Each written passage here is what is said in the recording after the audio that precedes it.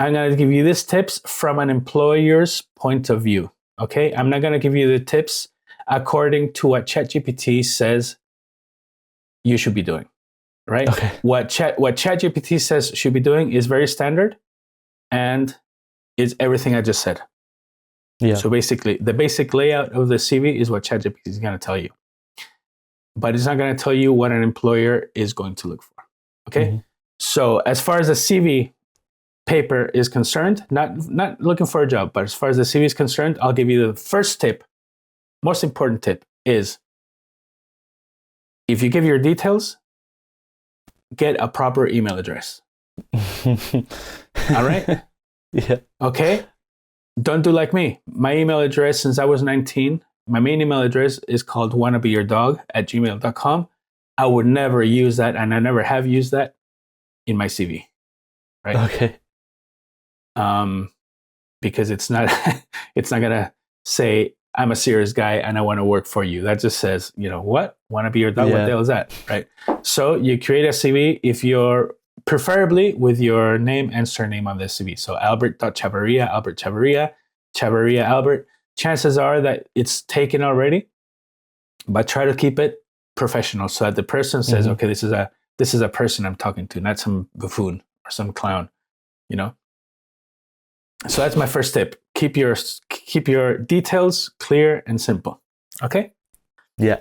Perfect. Second, if you're going to put your details, this also depends on the nature of the job you're applying to, but it's not a bad idea to have a LinkedIn profile and link it in there as well.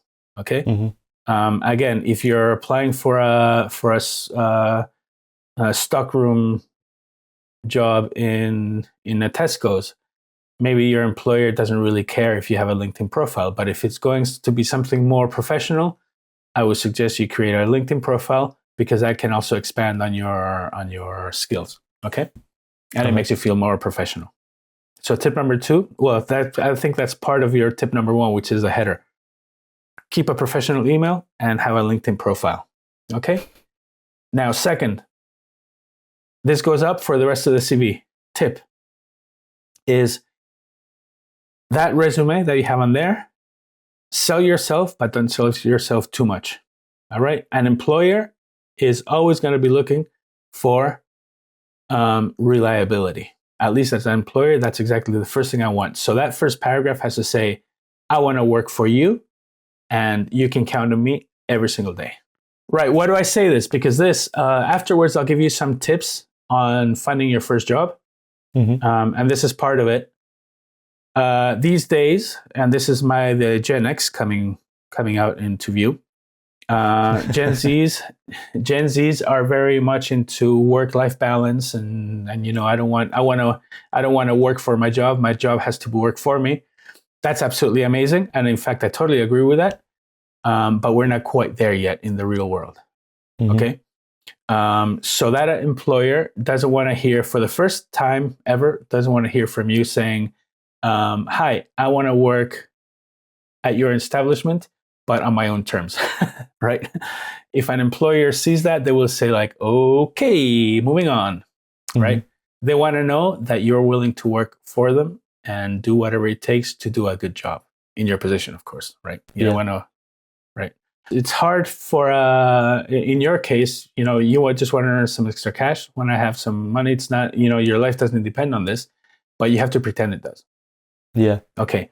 Now your skills. The next level is your work experience. As I said before, if you don't have work experience, then turn it into join it with your skill set and make it nice and big and flashy. Mm-hmm. But don't lie. And here's a tip: do not lie in your resume. do not embellish those skill set. What do I mean by that? So if you're a great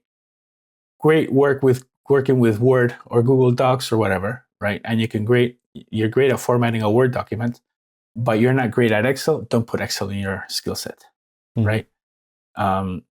Because you might need to use Excel. Basically, here's the thing, the best tip. If you have a skill, you have to be able to prove it immediately. Yeah. Okay, so if you say, I'm fluent in Spanish, you have to be able to switch to Spanish straight away. If you say, I'm great at editing Photoshop, right? You have to be able to say, open up Photoshop and edit this photo without even testing it, right? If you can do that, then you put it in your skill set. If you can't, then you can put you can't put it in, but just make sure that it says not very fluent. So just don't lie in your resume. Keep your skills to what you really do know. Okay? Mm-hmm.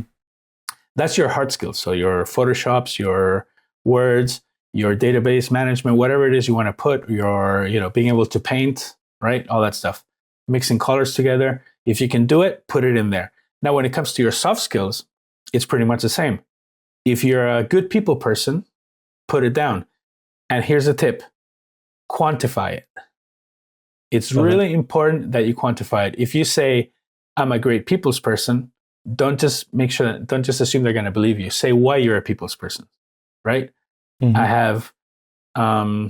I was in charge of my school's, the geography field trips. I was in charge of organizing the surveys we did in the street. And so I have no problem approaching people, right? Yeah. And that's all. Keep it simple. At that point, your future employer will say, okay, this is something worth looking at. Now I'm going to ask him the questions to follow up in the interview.